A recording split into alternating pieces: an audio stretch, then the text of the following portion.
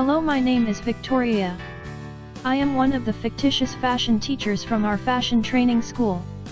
I just wanted to introduce myself before I start this post. Now let's begin. Do you ever get to the place where you are just not sure where you are or where you are going? Life has a tendency of throwing us curves all the time. Okay, I will admit I am not sure where I am going with this post. So let's just do a little experiment and see where this post goes. Alright, we just spoke about life's little curves. Let's start there. Have you ever in your life's journey wondered what if or what not? Of course we all do. It is a part of human nature. Just like I started this post with no idea in mind, now we are off and running. This is going to be our little experiment. I am going to use words to bring us down this path. Okay, here we go now. I spoke of not knowing where to go.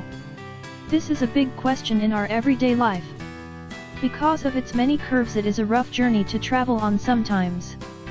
Now human nature tries to tell and show us its thoughts and what it thinks. Yes, now we have gotten to our focal word, our mind. Do you realize what I did here, just now? I used keywords that bring us to our keyword in this post to get you and me to my topic. The mind. Kind of amazing, isn't it? This is a technique used every day on the internet. Our mind is like a computer on the internet. How, you may ask? We hear thousands of words and see thousands of things every hour of the day. Now if we break this thing down, what is really happening here? Our minds are catching all these words and images and processing them. The same way you search the internet. How, you may ask? When you hear words, your mind deciphers all these words into certain paths. These paths are like keywords on the internet to search for something. The ears, let's say the microphone to your computer, hears you say certain words that we call keywords in the technology field. This allows the computer to search the internet to bring you to your desired topic. Now the eyes, let's say, is our mouse and keyboard. It can bring up keywords and images too. Now how does this work with a human? Well, as I said, your ears pick up thousands of words that we forget and may not comprehend. But those words that we hear are stored in your mind for later references. Example, say someone is talking about a big black hairy dog that stands up and begs for its food and barks loud to get it. Now what happens next is truly amazing.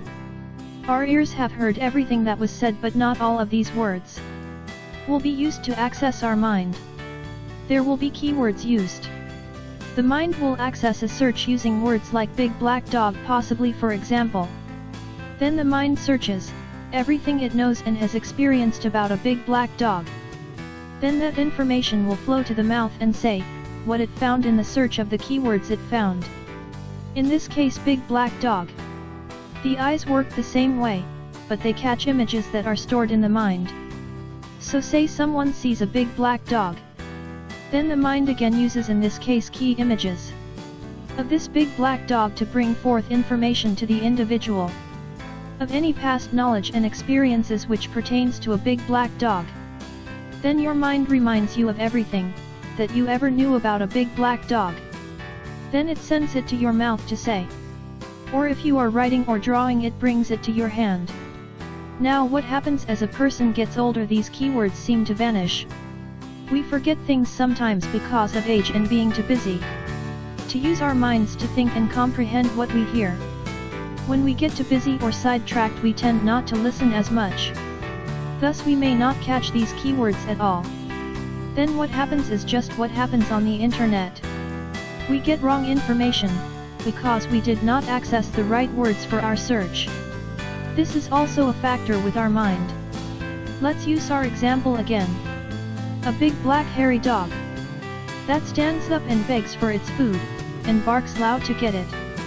Now we are too busy to listen properly to what is said. Now we may hear the words a bad dog that bites. So now our mind accesses everything about bad dogs that bite. Then you open your mouth and say this. Now you have embarrassed yourself and your friends talking to you. Because you did not listen or hear that this is a big hairy black dog that stands up and begs for its food, and barks loud to get it.